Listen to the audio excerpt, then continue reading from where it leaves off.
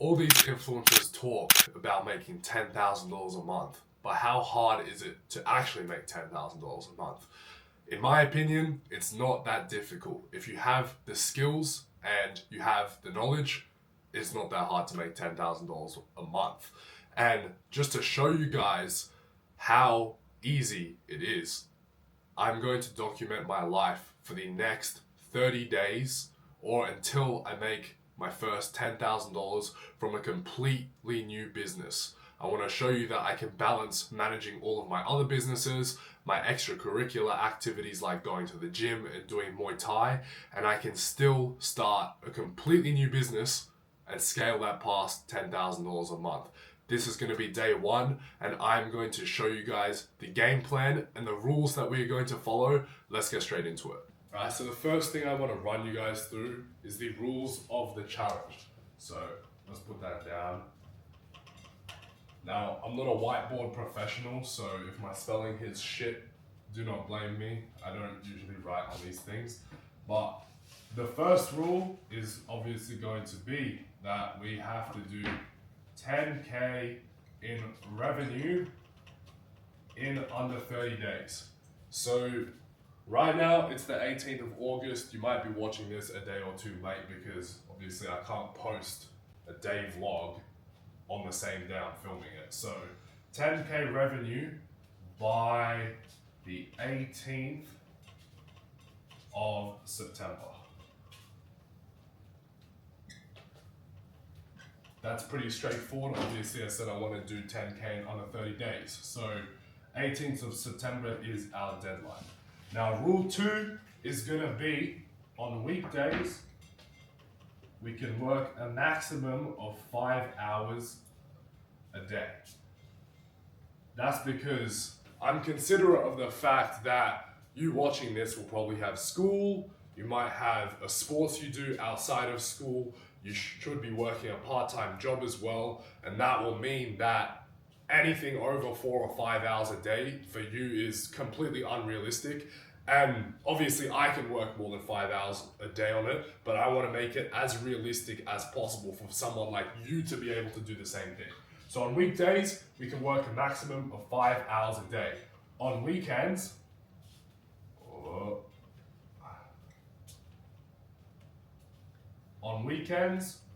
work as much as you want. Now, on weekends, there's obviously going to be weekends where you can work 12 hours a day, but then on the flip side of that, there are also going to be days where you might have commitments, you might have a game on the weekend, you might have a family member's birthday, and because of all of that, you won't be able to work as much. So, the rule for weekends is work as much as you fucking want. For me, I like to leave, Sundays as minimal as possible. Usually I just do very low maintenance stuff. And, like my business partners and everything, they usually have, some sort of day off so that they can go ham at it for every other day of the week. Work as much as you want on the weekends. That's up to you. You don't have school, you don't have any of that. So you'll be able to commit a lot more time on the weekends if you really want to. That is rule number 2. Alright. Okay. I think rule number 3, you should specify that how the authenticity of the journey.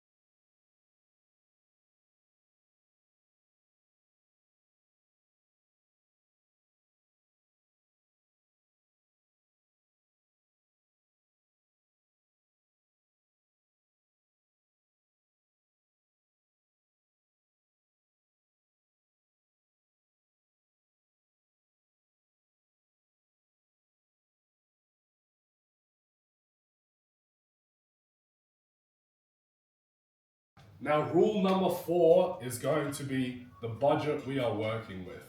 Now, I'm going to assume if you're watching this, you should have at least 3K saved. Now, realistically, the maximum amount you're going to spend in the startup of the business. Sorry, just cut it off. Also, I should say that I'm going to assume that that you have a budget of 3K, and say if you don't have at least 3K, go work a job, save up some money until you do, and come back to this. Yeah. All right. Now, rule number 4 is going to be our budget. Now, I'm assuming that you have at least 3K saved. If you do not have 3K saved, first of all, go work a job, save some money so that you actually have some money in the bank so that you can keep your living expenses and you can actually put a bit into the business. If you do not have any money saved, work a job, be in the trenches for a bit and actually save some money before you come back to this video, then you can come back to it in your own time. If you do have 3K saved, the reason you need 3K saved, very simple. Realistically, you're probably going to be putting $500 into the business, $500 to $700 max. But assuming that you're actually going to commit and follow me through this journey, if you're working a job right now, you might have to work less hours to make this work. You might have to quit your job entirely, and that means you need some money saved so that you can afford, general living expenses while you're committing to the challenge. You're going to need to afford your food, your petrol, budget for when you're going out with your friends. So just have some sort of buffer so that you can still afford your day-to-day life while working less or maybe not working at all. If there is any day you need to pay the most attention to, it's probably the first 2 or 3 days, because that's when we're going to be going through the whole setup process, how everything's going to work, etc., etc. So it's very important that you pay attention to what we have going on today. Now, as far as today goes, the game plan for day 1 is pretty simple. It's just very simple setup kind of things. Now, first of all, we're going to choose a niche. Now, obviously, there's so many different niches to choose from, so we're going to go through some criteria and we're going to select a niche that we think best suits that criteria. We'll give you the reasoning why. I'm not telling you to choose the same niche as us. We'll give you a bunch of different ideas, but we do have to choose our niche. Now, second of all, we will have to set up our business essentials. Now, these are just things that you have to have set up in order to have a business that can even run. So what that looks like is our payment processor, Stripe, our ABN, so we can get the business officially registered, and then get the website set up as well. All relatively simple tasks. Now, the third thing is we will have to plan our funnels. This one is going to be a bit longer, but if you know what you're doing, it's pretty simple, and I will run you guys through how to actually do that. And what that's going to look like is we're going to have to build our offer. So what are we actually selling to these businesses with our SMMA? And then on top of that, we'll have to research into the niche, look at, competitor SMMAs, other marketing agencies that are performing well and doing good within the niche, and just understand more about the niche as well. So that's what research into the niche is going to look like. Let me quickly check this.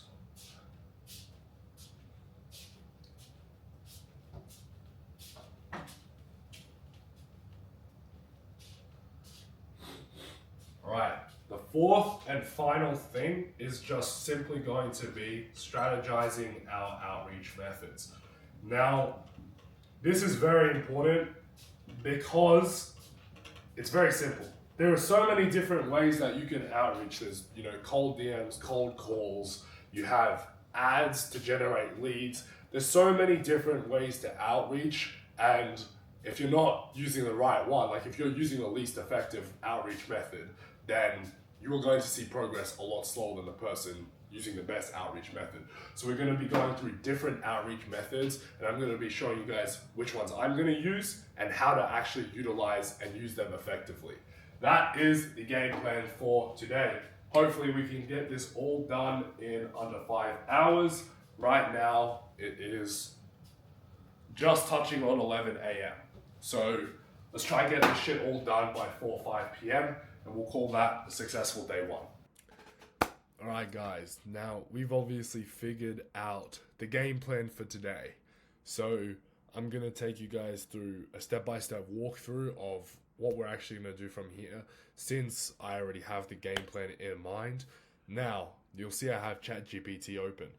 ChatGPT is one of the best tools you can possibly have for, this.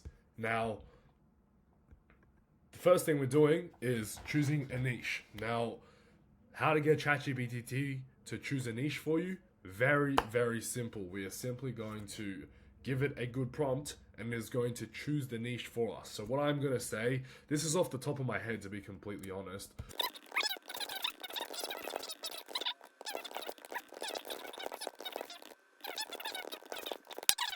You are an expert SMMA consultant and I have paid you to help me start my SMMA. First of all, I need help picking a niche, analyzing market trends and using the knowledge you have. Handpick me the 5 most beginner friendly and easily scalable models that are not overly saturated. Let's go. Let's see what it gives us. Alright guys, I had to write on paper the upside and downside to the different options that ChatGPT gave me. I'm just going to quickly run you through why I'm not choosing something and why I am choosing what I'm choosing. First one, independent self-storage operators.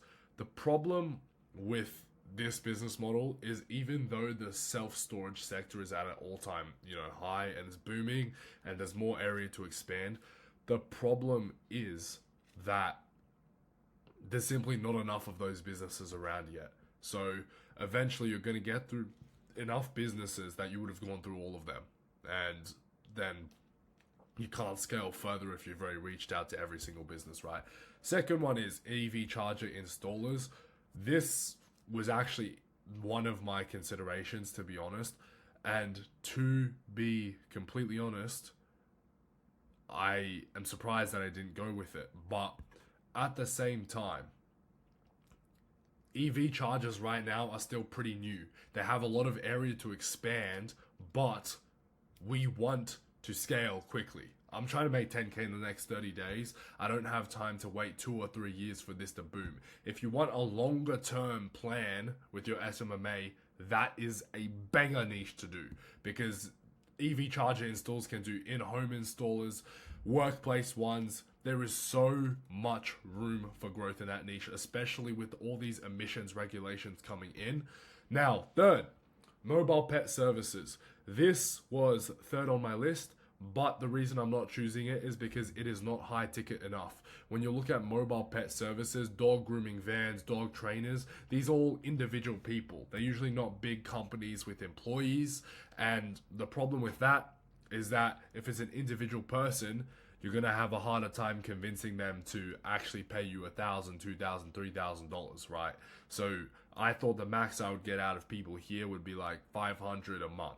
And doing the math, I have to close 20 people to get to 10K a month, which is a lot in my given time span. Fourth option is hearing clinics and audiologists. This was just out of the picture completely, because I guarantee you, most hearing clinics, it's going to send you to a receptionist. You can't be calling a receptionist, and we'll go over that later soon.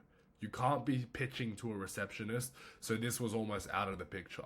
Fifth one is what I ended up choosing: artificial turf and outdoor makeovers. Since I'm going to be predominantly looking at businesses in Australia and the US, it is very easy. There's a lot of these types of businesses. Second reason is that I can charge high ticket prices. Think about this. Literally, like, these businesses are doing backyard makeovers, installing synthetic grass in your whole backyard. These are $10,000, $20,000 deals. And if I can, through my ad, if I can, through my ad campaign, get them one job a month, then, you know, let's say that an average job is 20K. $2,000 a month, I'll get you a job a month. I'm getting basically a 10% commission for one job I land them. So the reason I'm doing this is because there's a lot of, you know, outdoor makeover businesses and you can charge very high ticket prices. Now that I have actually chosen my niche from here, I hope the insight I gave you guys into the reasoning for, you know, not choosing the niche and the one I actually chose, I hope that gives you guys some, you know, idea when you're choosing your own niches. But moving on from that, we're going to make a brand name. Okay, now I am sticking with artificial turf and outdoor makeovers. How can you help me ideate some business names regarding this niche? All right, let's see what it's going to give us.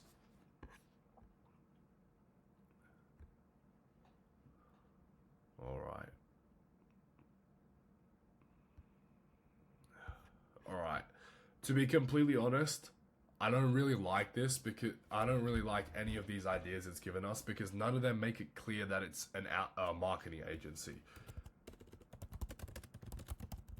So I'm gonna say, make it more clear that this is a marketing agency for artificial turf and outdoor makeover businesses.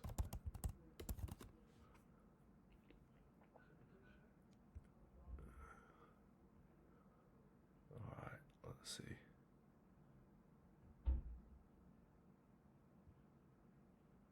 Evergreen Marketing Group.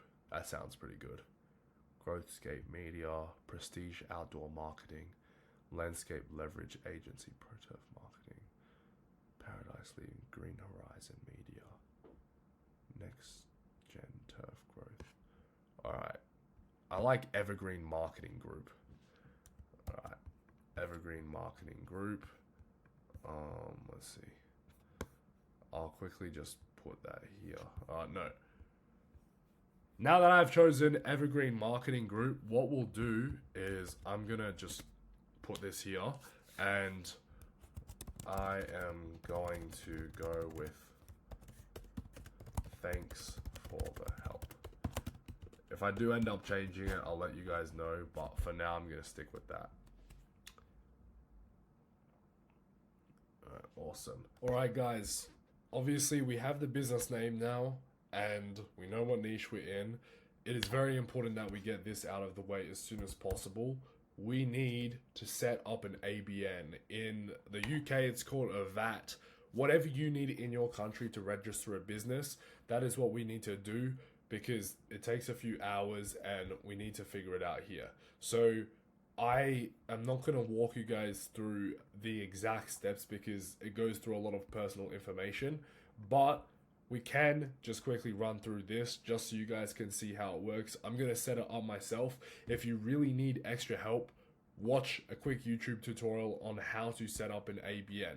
Key things are that you want to register yourself as a sole trader. Say that your activities will be carried out in Australia and have I started taking steps? What is the nature of your activity in the form of business? Are you doing things that are consistent with running a business? Yes. Alright, and it should come up like this. Your application for an ABN has been successful. Now we're going to sort out the logo situation, set up the website, all of that stuff. Let's go. It is 2:30 right now, and we are absolutely pumping at it right now. We might finish our day's stuff early today. Now, right now, what you guys should have is very simple. We've already set up the business name, we've registered the ABN. Now, all there really is to do some market research into the niche and then we're good to go. We're going to start outreaching from tomorrow as I build the website and everything over the rest of today. And from there, we're going to be good. Now, market research. I told you guys, ChatGPT is your fucking best friend. I love ChatGPT. It's honestly my best friend. Damn, sound really lonely when I say that. But it's all good. It's all good. Now, I'm going to go back into the chat where, ChatGPT is my expert SMMA consultant. And I'm going to simply ask it a few questions. It is basically going to do the market research for us. Now, the first question, what is the current trend of the niche? Is it in right now? Now, the first couple questions are just going to be to calculate, is this niche worth it, growth potential wise, etc., etc.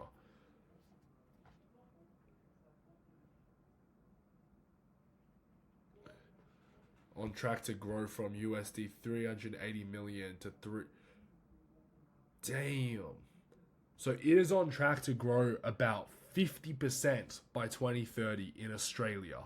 Now, globally, the turf market is robust, climbing from 6.87 in 2024 to 9.97 by 2030. So there's an average growth rate of 6% per year. This is what I want to see when I'm looking for something that is growing. The reason it is growing, my guess would be, is because there would be more and more houses being built. And a lot of people these days, they want artificial grass in their backyards. It's much easier to maintain and it looks way more appealing. You don't get allergic to it. You can totally understand why people want it. So it is a logical idea and it is logical for this business to keep growing. Second of all, what is the growth rate of the niche? Now we're going to double down on the growth rate of it by looking at Google Trends, but we're going to do that sooner. Now, look, at a compound annual growth rate of approximately 7%. So it's supposed to grow 7% per year until 2030, which is good. You want something that is constantly and steadily growing. And this is exactly what we want to see, actually. Now, if we look at this, let's just look into it even more. I'm assuming that this would have had a downtrend during COVID, but apart from that, I'm looking for it to be constantly up. You want to go on to, let's see, artificial turf. See what Google Trends say, because this is what people are searching in Google. Oh. Alright, let's see, worldwide, past 5 years. Look at this. Beautiful. Beautiful. This is what I want to see. This is exactly what I want to see. You can see that it dipped down during COVID as expected, but ever since then, the last 2 years, 3 years, it has been in a steady uptrend, which is what we like to see. Artificial turf being in its uptrend is exactly what I want to see. And from there, it's very simple. I said that we're going to craft our offer now, and I'm going to show you guys exactly how we can do that. Now that we know we're in a steadily growing market, this is how you're going to find how to actually price your services.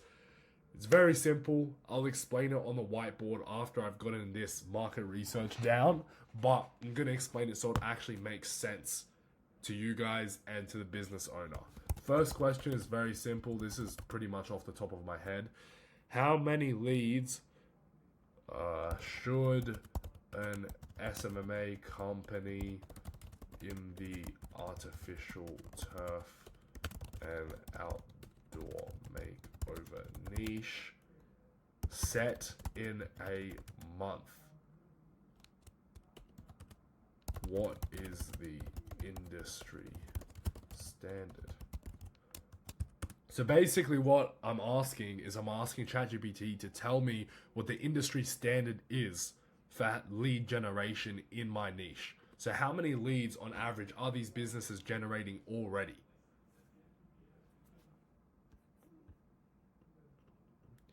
agencies usually aim for 30 to 100 leads per month per client. Simple. All right. Conversion rate 10 to 25%. Each job is worth 3 to 15K. Very, very good. Very good. All right. 20 to 40 leads a month for starting clients. That's pretty easy. Mid-sized turf businesses. 50, 75 leads a month. So the amount of leads you're generating just depends on how big the business actually is. And look, it's done our maths for me. 40 leads at $40 per lead is $1,600 spent on ad spend. If you have a 10 close rate, so 10%, 1 in every 10 of those 40 leads actually close and you get a job, and the average job is $6,000. Out of $1,600 spent, you have generated them $24,000. So the ROI they got by running ads is 25x. And think about this. They budget this ad spend. They send you the money to do this for them. $1,600 on ad spend. Let's say you charge $2,000 for their service or for your service. That means total they're spending $3,600 to get $24,000 out. That is a pretty good ROI, is it not? So we want to see really how much is each lead worth, because it gave us some estimates, but I want a more specific number. How much is each lead worth to the company?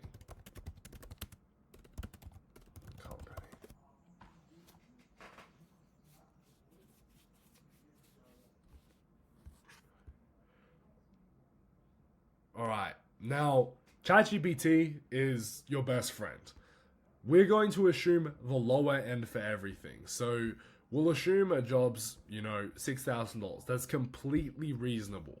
Now, an average is 6,000, which means if they close 1 in every 10 leads, each lead is worth $600 because 10 leads is going to be, one close. $6,000 from one close. So each lead is worth $600 to $1,500 depending on their close rate and average job size. So if each lead is worth $600, you just need to get the cost per lead a lot lower than that. Now, from here, now that we've done this market research, now we can actually build the offer. All right, market research was very, very simple. I think I figured out how to make a very simple offer that is worth a lot of money, to the point that we can literally sign 3 or 4 people and make our 10K. But right now we don't have any client testimonials. I'm not going to fake any. So we're going to make it way cheaper than what's worth just to sign those first few clients. So first of all, we're going to do some math. We're going to say that we're going to generate them 20 leads in a month or money back. Now, the reason for this is because 20 leads is very easy to generate. You can have a very low budget ad campaign in order to actually get 20 leads. So 20 leads is not a big ask at all. Given by the data that the ChatGPT gave us, that is assuming that 1 in every 10 leads close. Like I said, we're using the lower end, so we're very conservative with our estimates. ChatGPT said good ones will have like 30%, but the lowest possible end was 10%. So 10% close rate, let's say CR, means for 20 leads, they will get 2 jobs landed in a month. Now, 2 jobs landed in a month.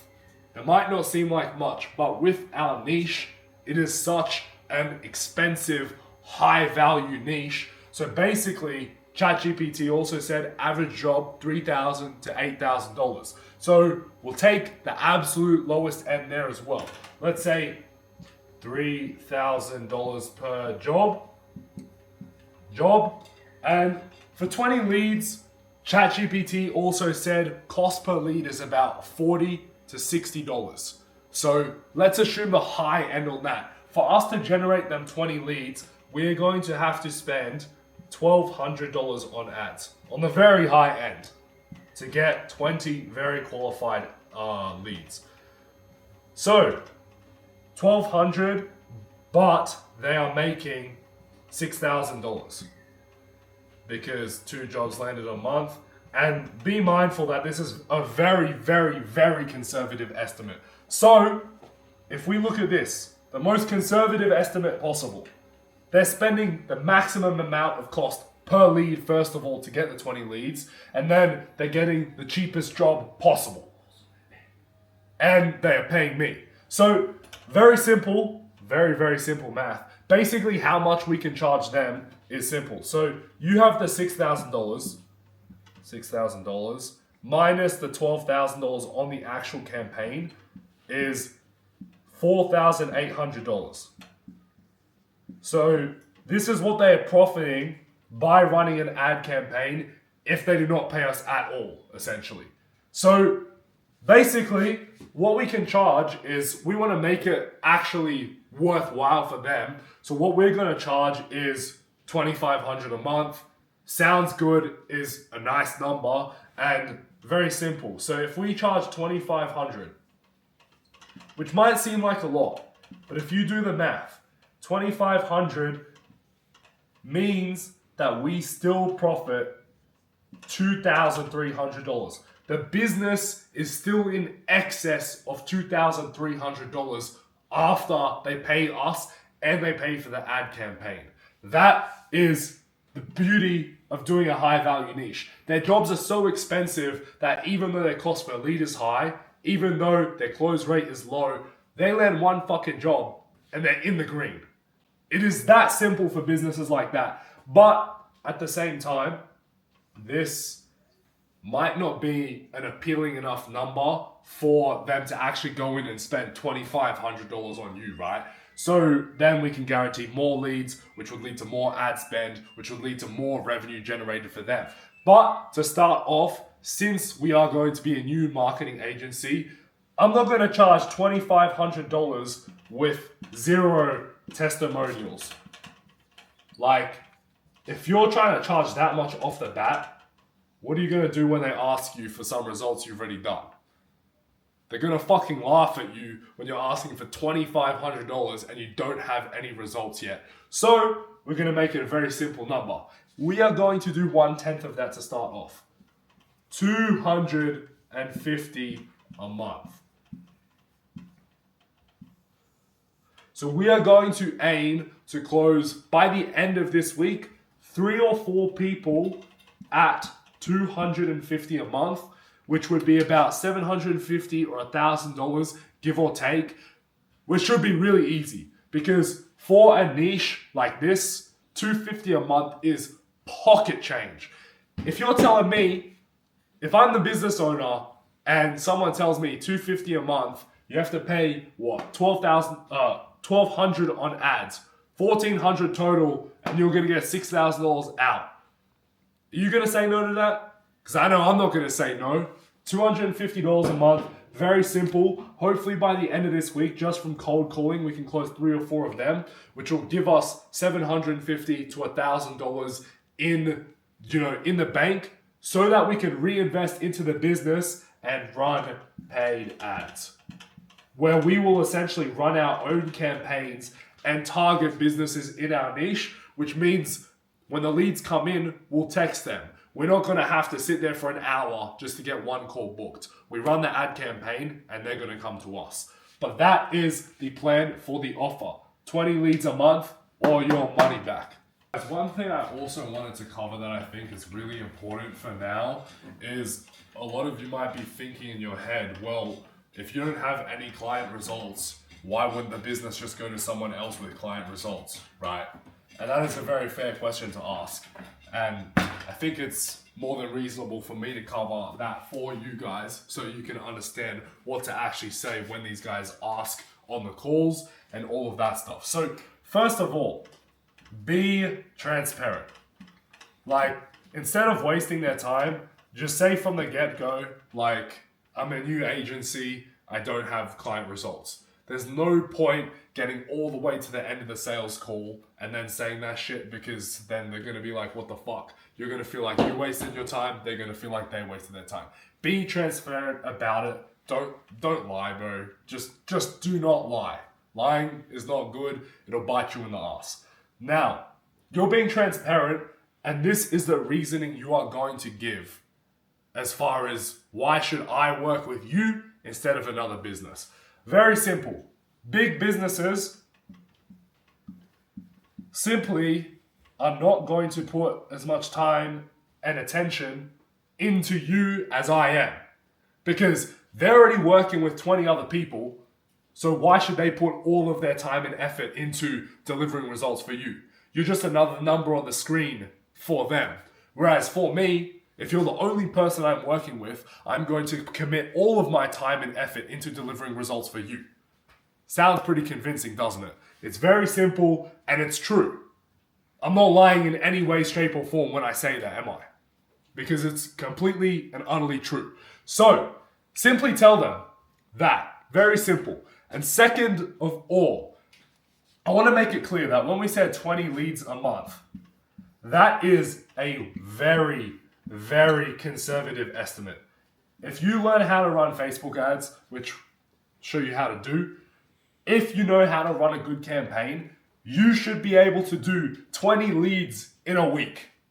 And the reason I say 20 leads per month is because we want to essentially, when I get on this call and I say I'm going to generate you 20 leads per month, if I then go ahead and give you 20 fucking leads in a week, then you're going to be blown away. Over deliver. Basically say that you're going to do worse than you do.